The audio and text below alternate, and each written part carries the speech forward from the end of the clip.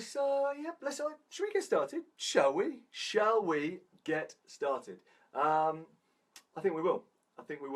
Because I've actually, looking through it, it seems better. Fantastic, Michelle. Good.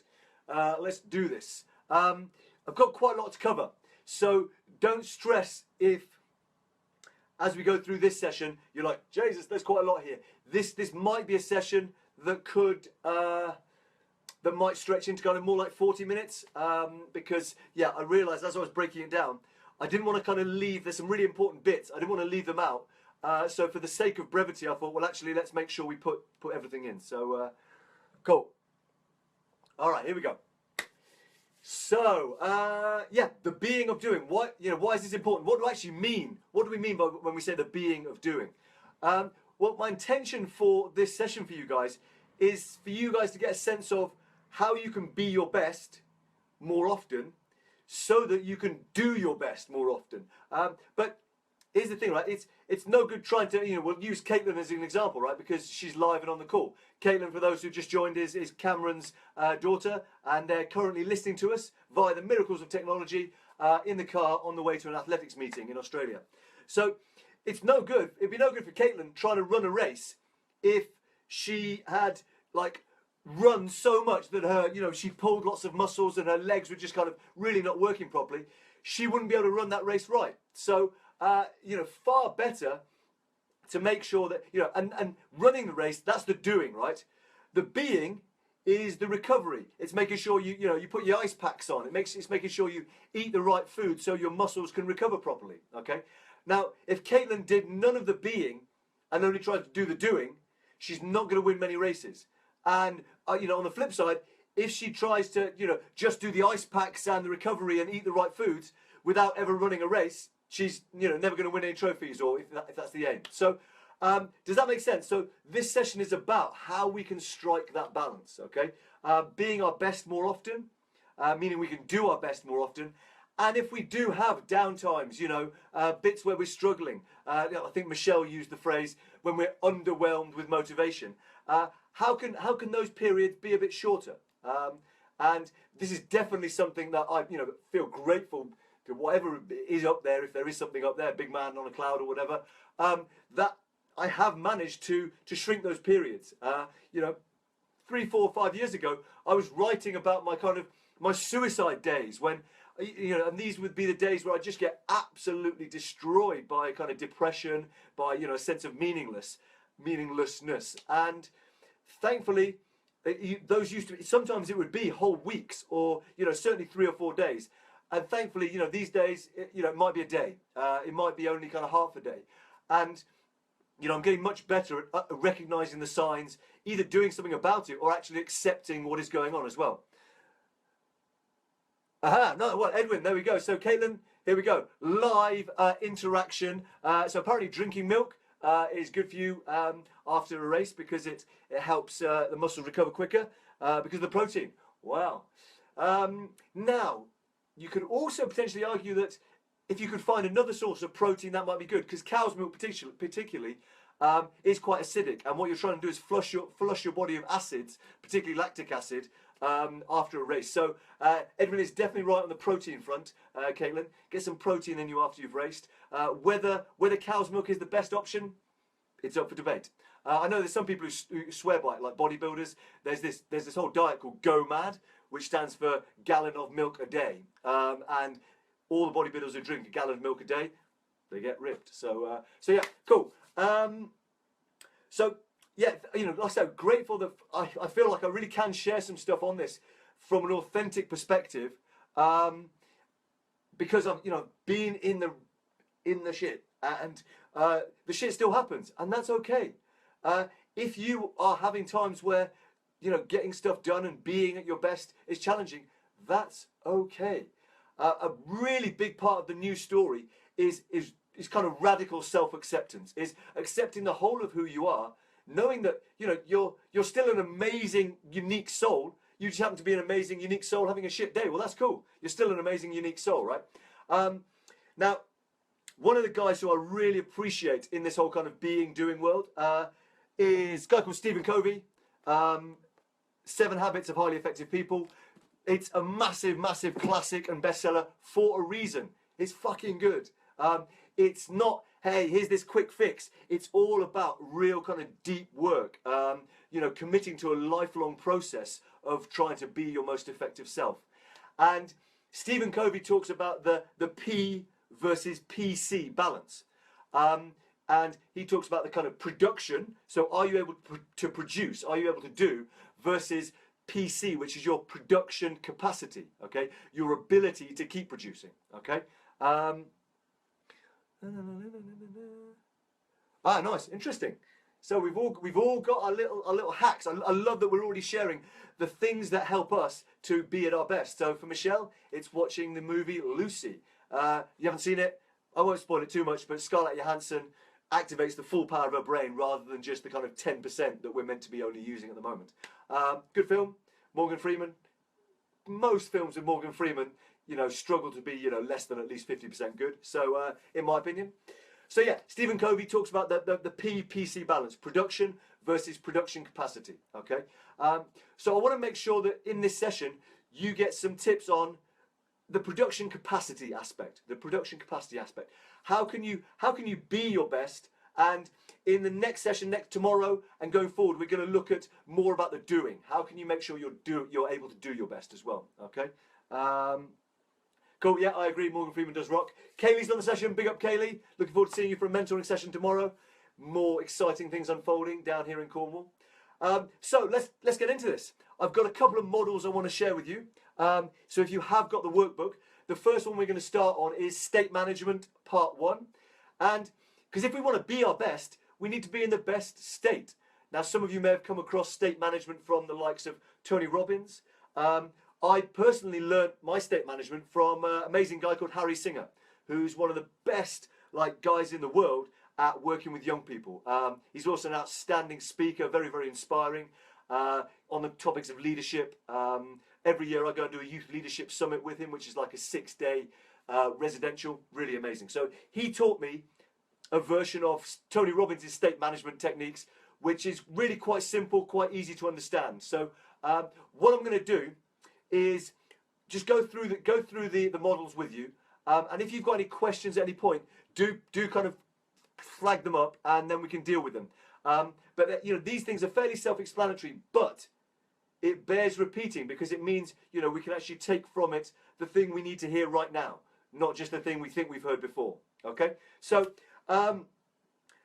Harry's methodology, he focuses on BWF, which you could look as the best way forward to get the best state.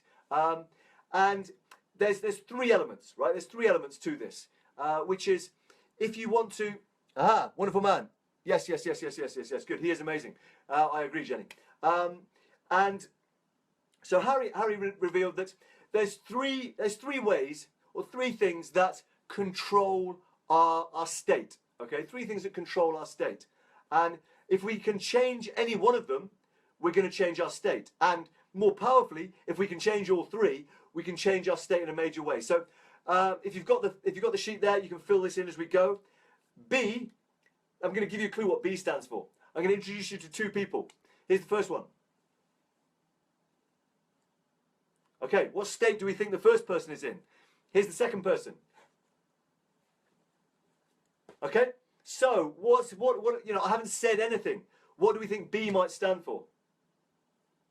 And this is going to be like one of those children's programs that my daughter watches, where it's like, hey, point to the swing that's got 2 chains or whatever. That's the worst example. It's like point to the bus that's red, right? And it's like, yes, this one. If anyone who's got kids, you know exactly what I'm talking about. If you don't have kids, right now you're thinking I'm a massive nutcase. Okay, so that's okay. So yeah. What was I doing? I was doing something with my body. So the first thing that if you're in a state that's not serving you is change your body. Change your body. Absolutely. Physiology, Clint. That's the word that Tony Robbins uses, but body is way simpler, right? You know, especially I do a lot of work with young people. They're like, the fuck is physiology, right? So yeah, your body. Do something with your body. Really big. Really big. Can you see? Where is it? Let's have a look. There, can you see that thing on the top of the Wendy house? It is a little trampoline. So very simply, if I'm kind of feeling a bit down, Just before I did my perfect average day, you know, I was struggling a bit, just did a little bit of bouncing, straight away starts to shift my state because I'm doing something with my body, okay? Next one, very, very, very, very powerful. W stands for words, stands for words. What are the words you are using? What's the words you're speaking out into the world? What are the words you are saying to yourself? So, you know, if you're saying, I can't do this, well, guess what's going to happen? Okay? And if you feel like, oh, you know, life is so shit, well, guess what life's going to keep being like? Okay? So our words have tremendous power. You know, in the beginning was the word, and the word was, you know, so we know that on some fundamental level, our words carry a deep magic. And indeed, you know, way back in the day, it was believed that, you know, if someone knew your name, your full name, then they had the capacity, if they knew what to do, to actually control you. So, you know, there's a lot of myths surrounding the power of words, the power of language. So, you know, I hope you can see that, you know, if I go to someone and say, you know, you look amazing, even if maybe they're, you know, they've got a piece of bog paper stuck to their shoe or whatever, or their shirt's hanging out. If I say that, they're going to feel better, right? So, and if they feel better, they might smile. We're going to feel better because we see them smiling, okay? So, I can say my self-speak is my biggest problem. So, cool. And in this session, we're gonna explore a few ways you can actually support. You can find ways to support yourself to shift that as well. Okay. So, you know, think about it. You know, what words do you say to yourself regularly?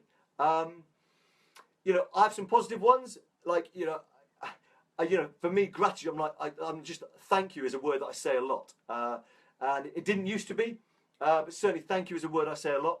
And if, you know, on a negative perspective, you know, like I call myself useless a bit, to be fair. Getting better at it, but it still is there. Okay. So your body. If you want to change your state, change your body. Do something with your body. If you want to change your state, use different words. Change your words. Okay.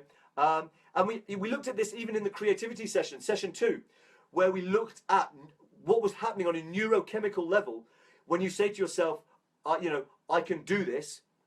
Serotonin, etc., facilitating more connections in your neural pathways, versus I can't do this. Okay, cortisol, fight or flight, shuts down brain functioning. Okay, so we know this. The words is powerful, and you know, the kind of final element of this, the body, the words, and finally is focus. Is focus.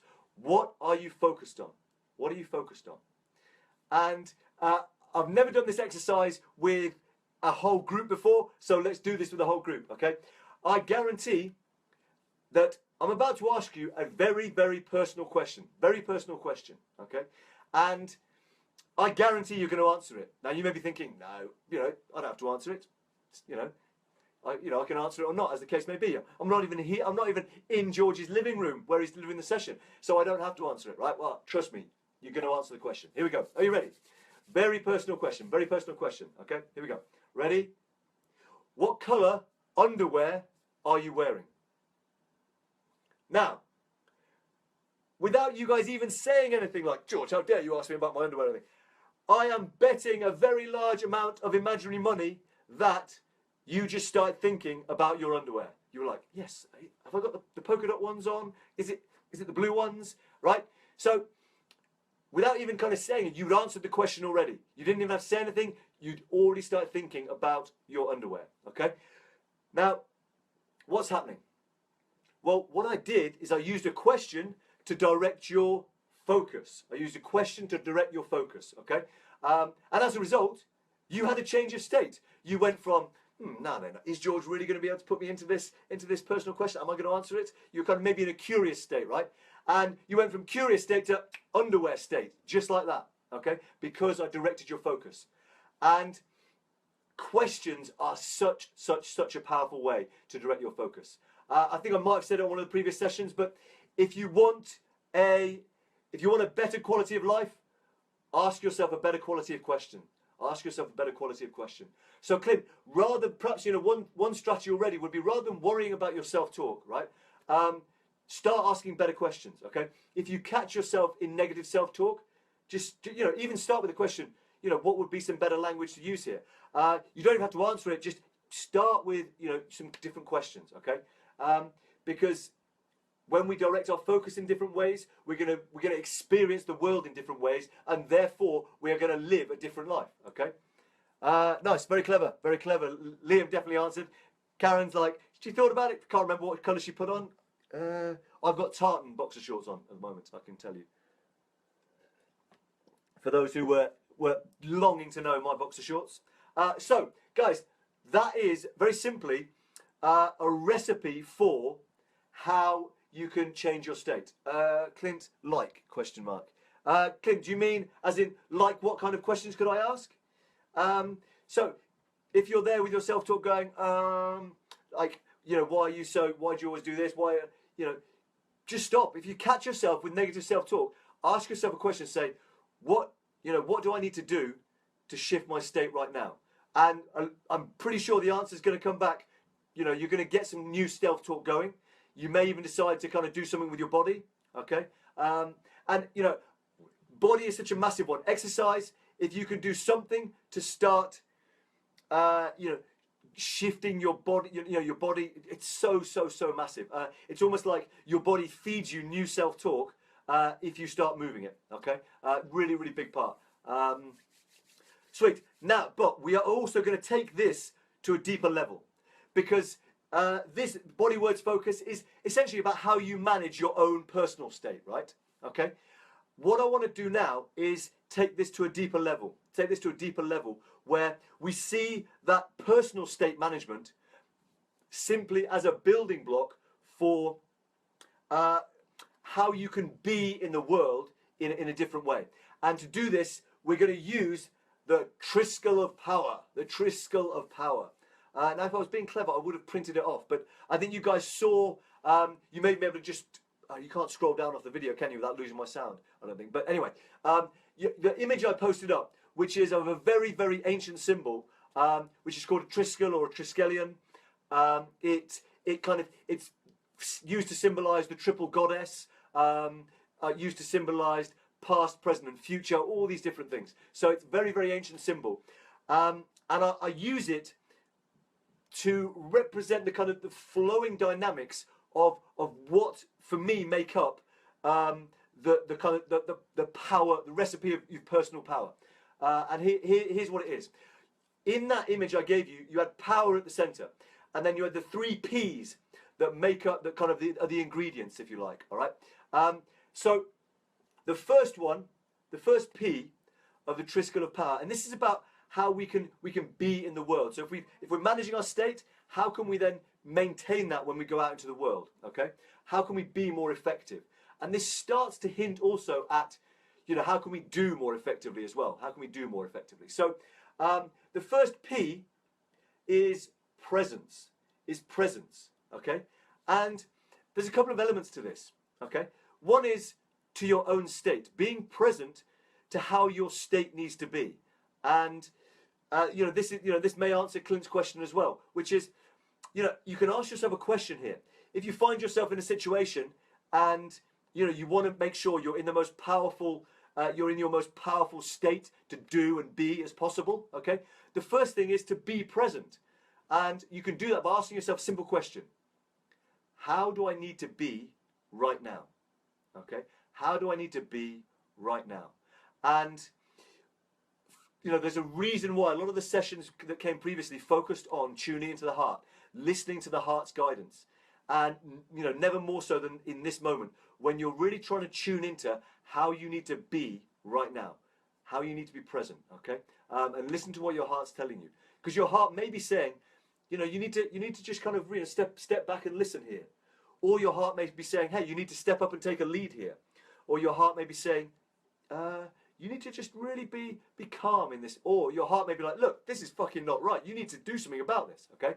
So the first element of this Triskel of Power, this interdynamic, what's the word I'm looking for?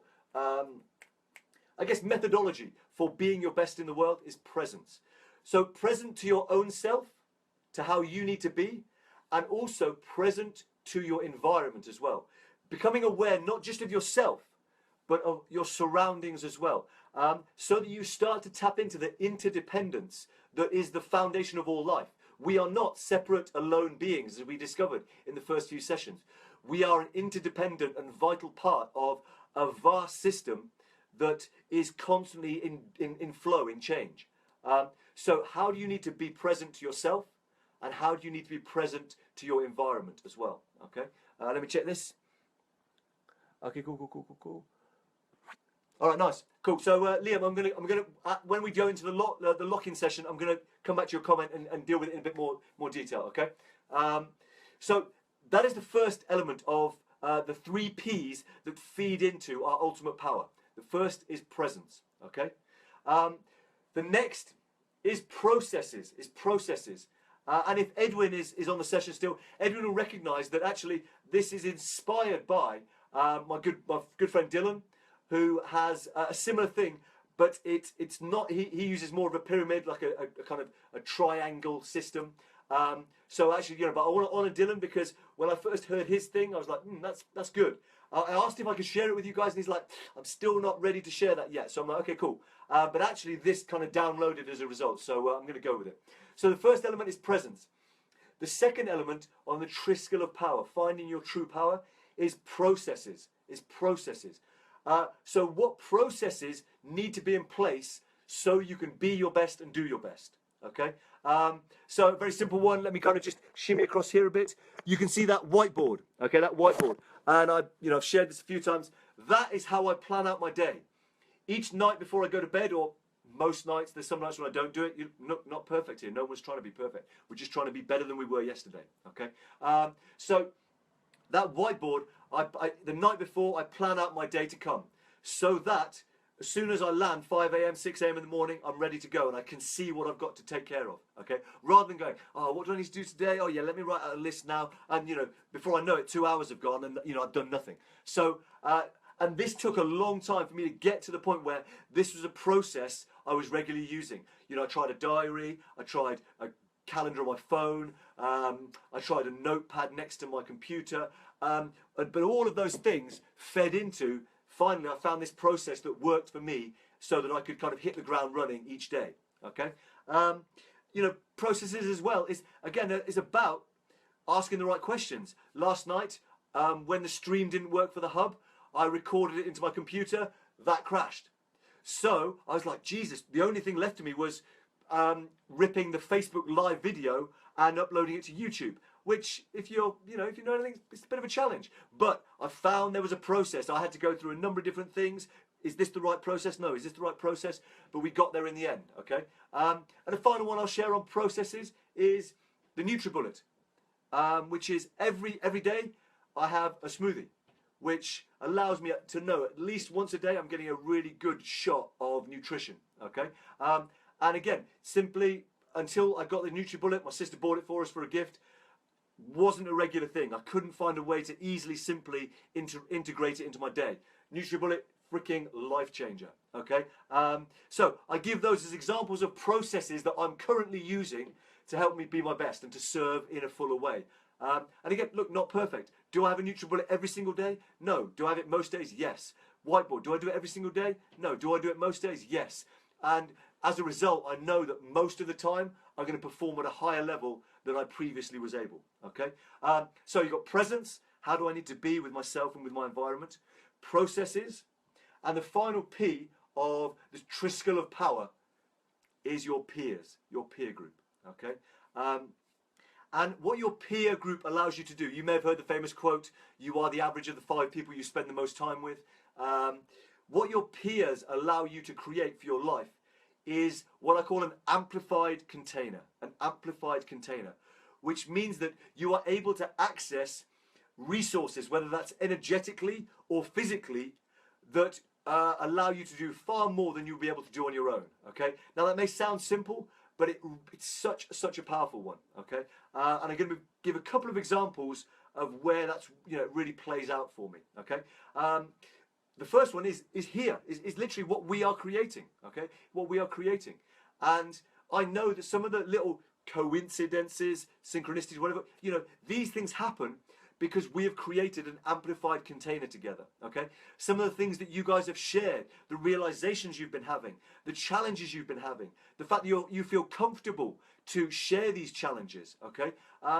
It means that we have created an amplified container that is contributing to our growth and transformation, okay? And a circle is perhaps one of the most powerful ways, sitting in a circle or just stating that, you know, we are creating a circle together is one of the most powerful ways to create an amplified container, okay? So we've got presence, processes, and peers. The kind of the three elements that feed into our true power, being in our true power, okay? And I just want to mention a couple of very important elements to it. Some people will say it's like, you know, here's your process goes like this. It's like a kind of domino effect. Actually, for me, what I found with this model is it is a flow. It's a kind of interdependent flow. But a really key point I want to make is about presence. So many people, if they're struggling, if they're having difficulties, try and skip straight to processes. They try and go, you know, what thing can I use? What piece of software? You know, what book can I read that's going to help me make the shift that I need to make? Whereas actually, the first place is to kind of be present with yourself, to get yourself in the right state and to get yourself in the right environment, okay? To understand how your environment is contributing to what's going on and how your state is contributing. Because once you understand those things and once you've got yourself in the right state for the moment that you're in, actually, then you're far more likely to find the right process more quickly and to connect with the right person more quickly because you're going to be in the best state to allow your brain to find you the right solutions. Does that make sense? So please don't skip on presence. It really is the kind of, it's the first port of call for anything, is making sure you can be present in the right way, okay?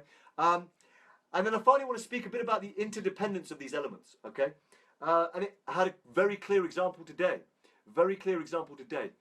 where, you know, truthfully, you know, I wasn't being present in the right way with, you know, my family, with my work, with a lot of things because I had a stressful situation around a flat that I've got that I'm trying to sell, so that I can then invest it into growing this movement that we're a part of. I'm like chomping at the bit, you know, seeing what you guys are helping to create, you know, seeing the growth you guys are getting. I'm like, fuck, I've got to, you know, I want to invest into this so that we can start to take it and to serve more people and to bring the ultimate vision to life. And I'm here with this asset that I want to kind of leverage into that, and it was just stuck there. You know, and I was trying processes. I was calling the estate agent more. I was trying to write letters, all this stuff, and because I'd forgotten about presence. And in presence, I was like, well, actually, what else could help? And I was like, well, at that point, as soon as I went to presence, going, right, what's going on here? Who else? And I was like, what about that guy? In another community I'm a part of, my brother Carl, I know he's a property guy. He posted up on Facebook saying they completed this deal and this deal and this deal. So I was like, shit, let me reach out to Carl. He's one of my peer group and he knows this stuff. So we connected on the phone today and he was like, George, you could do this, you could do this. You've got, you know, you're an amazing opportunity. And he put me onto his mortgage broker who then said, well, George, you could do this and this and this. Send me through a whole spreadsheet of options. And suddenly I've gone from being in, you know, being very not present with a lot of things to being totally back in presence because I reached out to my peers who gave me a load of different processes that I hadn't even considered. So do you see how this is not a kind of step-by-step thing? It's a flowing, dynamic, interdependent methodology, the Triskel of power.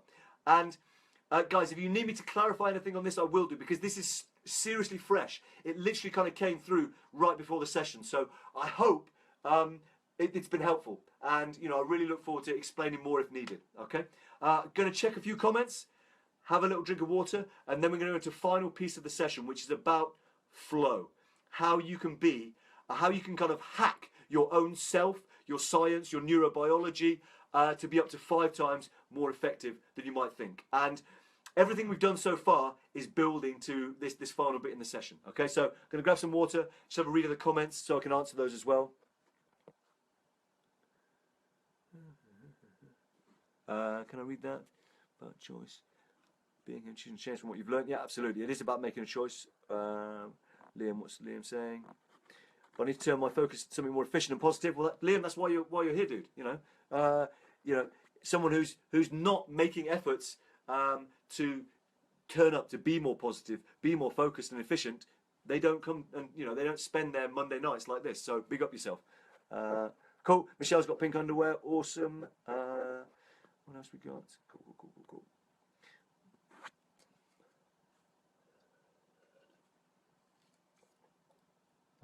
So Clint, I think if I take from your comment, what I think you're saying is that life is essentially God, spirit, love, energy, whatever you want. Embracing the process of getting to know itself, of exploring and discovery, and I definitely resonate with that as well. Michelle says I tend to focus on several things at once. Cool. So a few things I suggest. One would be certainly presence. When you catch yourself doing that, tune in and go, what's the guidance here, heart? And also processes. I know we've spoken about the chronodex. Is that the right phrase for it? Find yourself some processes, and it is something I catch myself doing as well. So this is really not perfect here. I do catch myself. I've got 18 tabs open. I'll start sending an email, and then I'll be like, oh, I need to find that for that person. So I check Facebook to find the thing that I need to send to the person, and then 5 minutes later, I'm immersed in some Facebook thing. Another task has come up. So for me, Michelle, that's what's really helped is that whiteboard. Just having some basic day plan has been freaking massive for me. But all I can speak of is for me. But the reason I guess we're on this journey is that I feel like we will unfold for you through the community. Guys, anyone else got any tips? How do you guys stay on point with focusing on only one thing at a time? Presence is a really big one. How do I need to be in this moment right now? And your environment, presence to your environment may be that as well. Is your environment conducive to allowing you to be focused on the task at hand? So if the task at hand is writing, have you turned off your have you turned off your internet? Lisa, Cameron sends his apologies. All good, Lisa, it's amazing to have you. So Lisa is Cam's wife. Lisa makes amazing cards and things. So it's fantastic to have you on the session. Wow, you've never seen Cam so keen before? I can't believe that. I think on his wedding day, I would imagine he was far keener than now because Lisa is amazing, amazing soul. So, fantastic. Hope you've had some water. Stay hydrated on these sessions, guys. Treat your body well. You can be in the best state. Let's go into flow. Let's talk about flow, okay? Which may seem like a very simplistic thing, may seem like a very obvious thing, but also a very what's the word I'm looking for? Ethereal, not evasive, elusive thing as well. Insofar as every single one of us on this session right now has probably experienced flow in some way, shape, or form.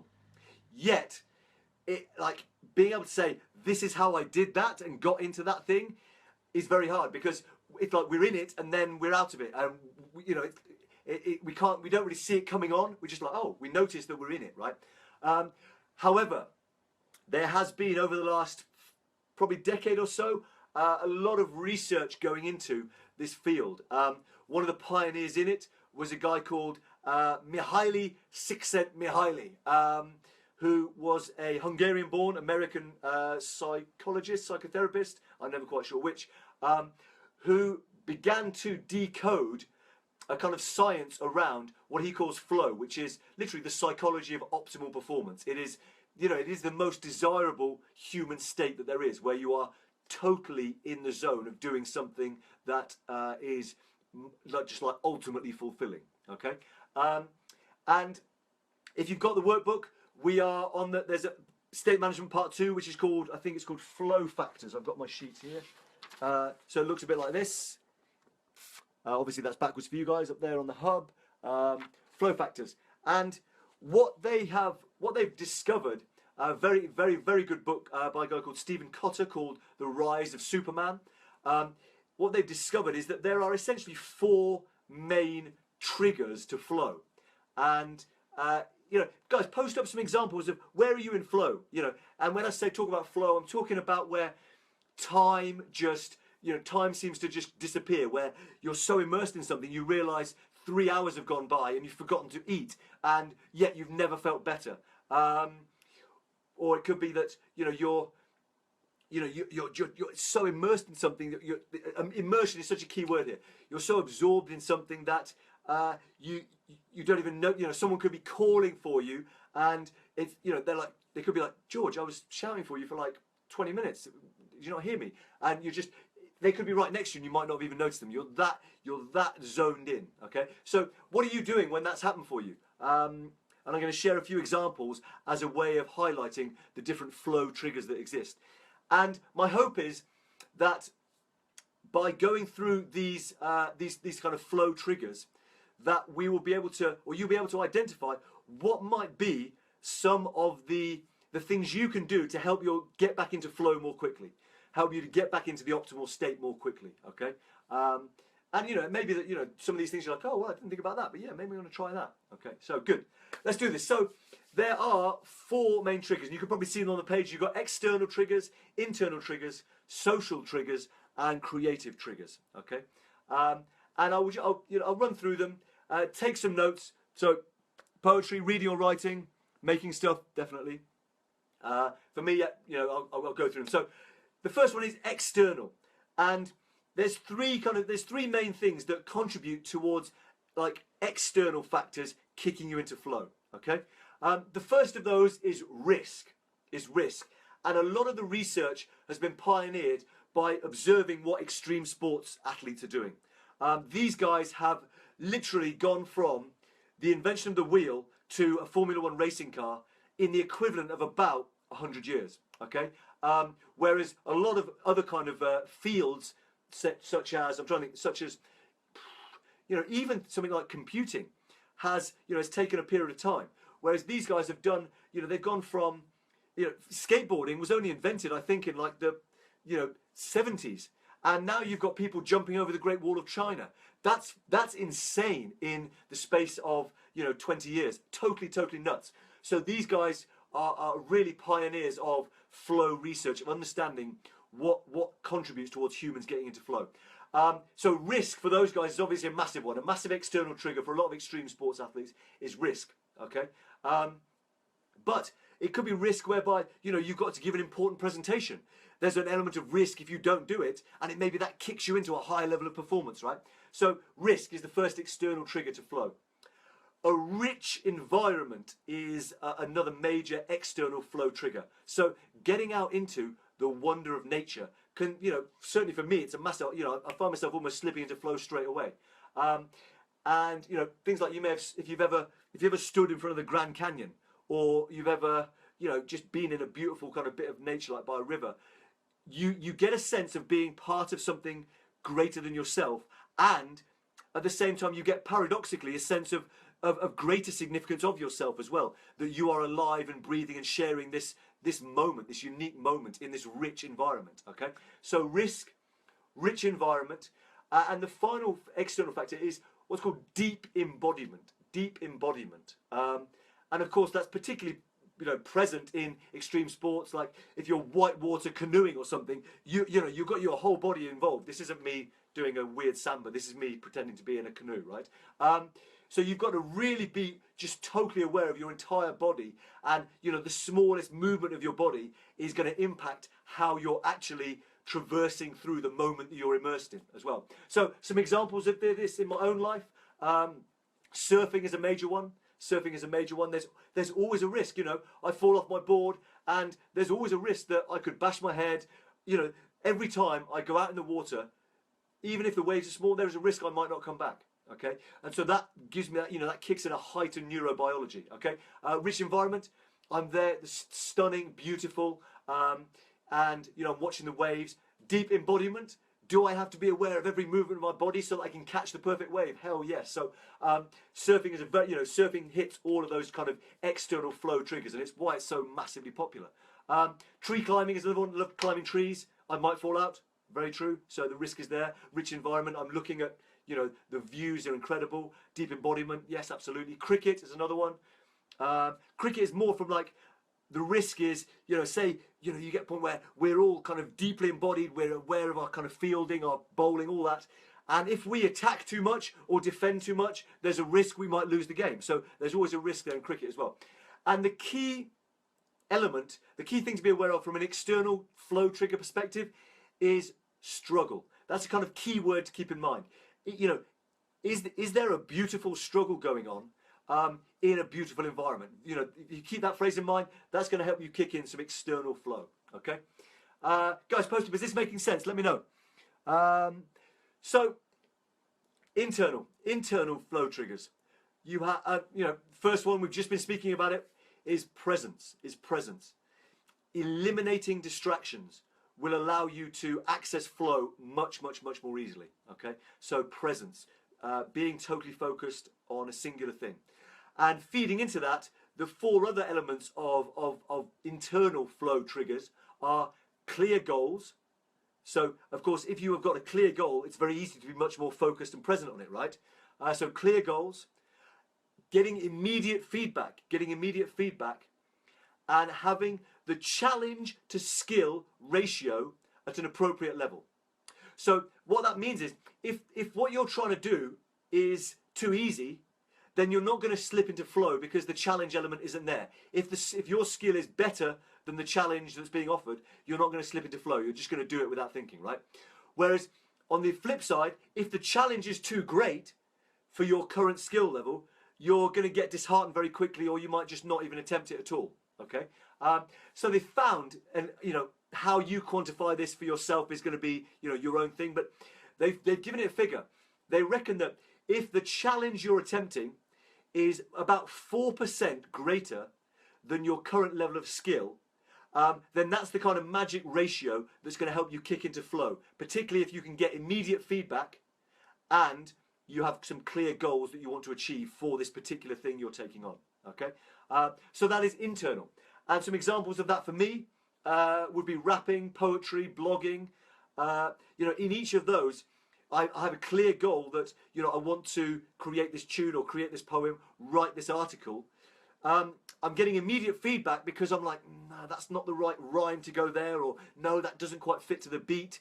That's not quite how I want to say it. So, you know, I am constantly giving myself immediate feedback about how the process is unfolding.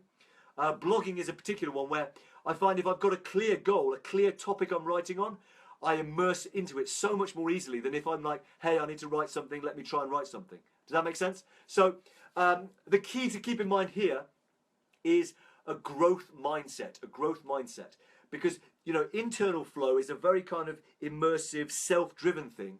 And if you haven't got a growth mindset, which is the ability to accept failure and to try again, then you're going to find it very hard to get into flow, because necessarily the focus and immersion needed for internal flow only comes about if you're willing to fail, to try again, to go, oh, I didn't quite get it there, let me go again, okay? So yeah, growth mindset. We'll have a growth mindset is going to allow you to enter internal flow much more easily, okay? Then we come to creative flow, all right? Which is, and to access creative flow, what you're attempting should be important. It should matter. Now, that's not about mattering to anyone else, but it should matter to you. Like, you know, are you stepping forth to try and create something that matters to you, all right? Is it challenging? And of course, creativity and internal flow are very, very closely linked.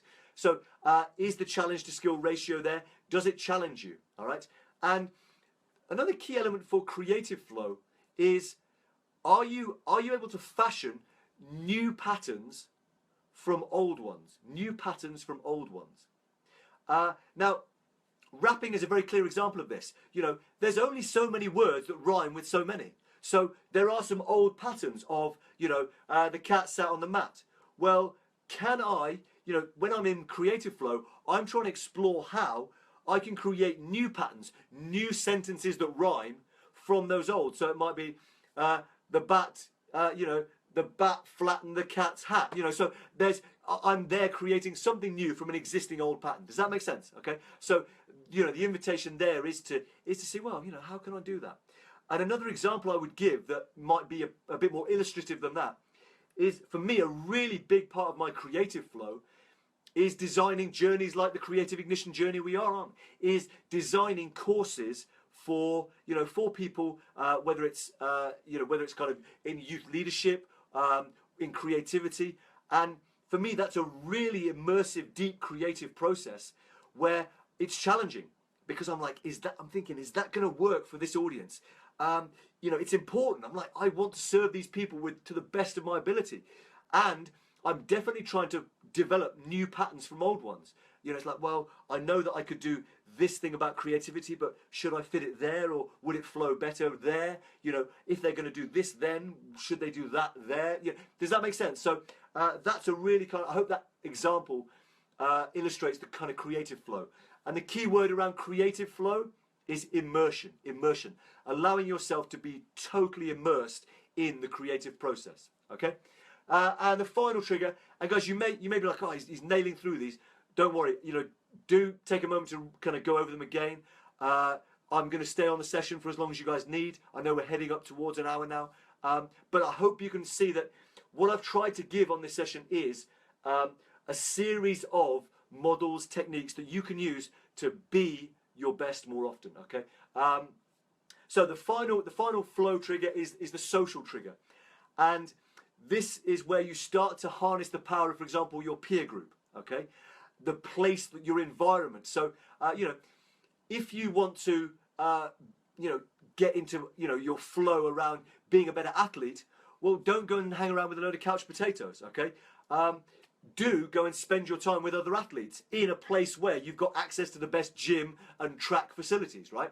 So social flow is about putting yourself with the right people in the right place so that you give yourself the optimal chance to kick into some of the elements of flow that we've already explored, okay? And a key element of social flow, which, you know, you've probably experienced in like deep and meaningful, powerful conversations with a group of friends, or, for example, at a community event where, you know, you knew that you were part of something important, perhaps like a protest or something. A key element of social flow is what is called communitas. Communitas. And that translates as the sharing of a transcendent experience. The sharing of a transcendent experience. All right? And what that means is, in layman's terms, is belonging to something meaningful. Being a part of something that is meaningful. So, you know, I believe that, you know, we together regularly are experiencing, as we go on this creative ignition journey, we are sharing and experiencing social flow, because we are experiencing communitas. We are part of something. We belong to something that is meaningful. Okay, and for the fact that you guys are supporting each other to create that, you know, big up yourselves. Really, really honour you guys for that. Okay, so some examples of that for me would be my men's group that meets once a week. We meet in a circle. We listen to each other very deeply. We speak from the heart with real presence, and as a result, we definitely experience communitas, a shared experience of something transcendent. And another one would be a mastermind group that I have with my brother Dylan and my brother Chris, where we meet, you know, maybe only 2 or 3 times a year, but each time we do, the ideas, the strategies that come from it are so powerful and have been life-changing for me and for all of them, because we gather with that intention of harnessing the power of social flow. Okay, and the key word for social flow is attentiveness. Attentiveness. If you can be attentive to what is needed and to what you need to receive in that social dynamic, then you optimize your chances of entering social flow. Okay, cool. So the invitation, guys, is for you to note down what will be your flow triggers externally, internally. You know, what's your equivalent of surfing? What's your equivalent of rapping, of poetry? What's your equivalent of gathering in a men's group or of designing courses? Okay, so, you know, when we finish the session or even now, make a few notes of what's come up for you around your own internal flow, your external flow, your social and creative flow. Okay, I'm going to have a look at these comments. Yes, so Michelle, yes, so this evening session has been, it's been information heavy, information intense, so fear not. You know, I kind of figured like that might be the case, but I wanted to make sure that we put it out there, and you know, as and when you get a moment, go back. Well, you're like, yes, I get that state management stuff, your body, your words, your focus. Yeah, that's fine. But actually, the trickle of power, I'm not quite sure on that yet. Fear not. So I'm gonna cover a lot of these more, again in the group. I'm gonna write up a bit, I think, so you can kind of digest it at your own speed as well. this great aspect. I need to go to bed. Fantastic, cool. Good. So yeah, Jenny is honouring her need to be present. She's going to come back and engage with it when she's more present. A lot of people seem to be ill at the moment. In my office, there was a few, sniffles and lurgies. My son's got a blocky nose. So yeah, guys, if you are not at your best, take care of yourself, love yourself. So guys, that's everything I want to cover. Yes, a lot of information. Don't worry, I'm going to give you more bits in the group. Of course, hit me up on a message. Let's have a call. If there's anything that you're like, hey, that sounds interesting. That there's something there, but I'm not quite getting it yet. Let's jump on a call. Let's do that. Absolutely. Do post up any questions. I'll hang about until there's no more questions coming through. If you're heading off, go well. Go with blessing. And tomorrow we're going to look at. So this has been about kind of managing yourself and looking at how you can be your best in the environment. Tomorrow we're going to look at developing resilience. So if this is you at your best, tomorrow is going to be about how can we support you to develop resilience so that you can protect your best and be there more frequently, more consistently. Okay, that is the plan for tomorrow. Have to catch up later, Miranda. Yep, it's amazing to see you here, guys. Fantastic for being here. Well done. So yeah, any questions on any question on the Triskill of power, on presence, processes, and peer group? Any questions on flow? How you can enter that optimal state of human psychology, which, if you can be there, allow you to be 5 times more effective. Harnessing your external triggers, internal triggers, social triggers, creative triggers. Cool. Yep. Clint's clearly in the flow because he's articulating poetry about what's been going on this session. Amazing. The guy should get a job creating poems for people. So yeah, and Clint, you're right. We are just scratching the iceberg. But as we go through these sessions, this is the kind of foundation, and more will this will kind of unfold like a beautiful flower as we go through the further sessions as well. It's designed to kind of we plant the seed now of here's how you can be at your best, and as we go through the sessions, we're going to kind of tap into a lot of the things we've explored tonight, so that rather than just having it intellectually, and Michelle's like, my brain is fried, rather than just have it intellectually, bit by bit, we're going to explore how to experience it, how to actually live it as well. So fear not on that front, definitely. Cool, and guys, thank you for the interaction. I really love it. It means a lot.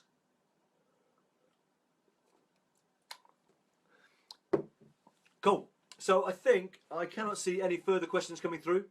So go ahead, guys. Take a moment to create your flow recipe. And if you haven't got any other questions, hit me up on a call or a Facebook message. Any of those things at work. Blessings. Tomorrow, let's absolutely nail that resilience. Let's be our most resilient, most awesome selves. And then we're gonna dive into the next phase of this journey. So thank you so much for being on it. And I cannot wait to serve you tomorrow or tonight, whenever suits. And go with blessings and go well.